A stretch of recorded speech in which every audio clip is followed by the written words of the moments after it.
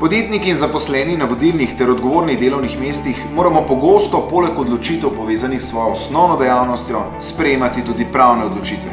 Kako voditi disciplinski postopek, kaj mora vsebovati pogodba za določen čas, kako sestaviti pogodbo o prenosu dobička in tako dalje. Zaradi zapletenosti zakonodaje in različnega tolmačenja nadzornih organov v praksi sem se v preteklosti pogosto posluževal dragih pravnih svetovalcev.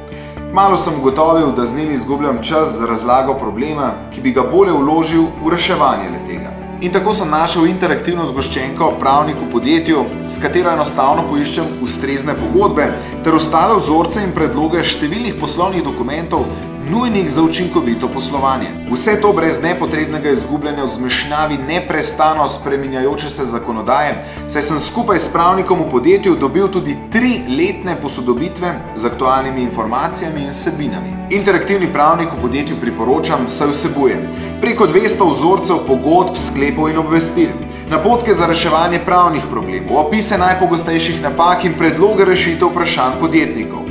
Torej konkretne rešitve za pravne zagate v podjetjih. Verlag Das Hofer, zanesljiva izbira.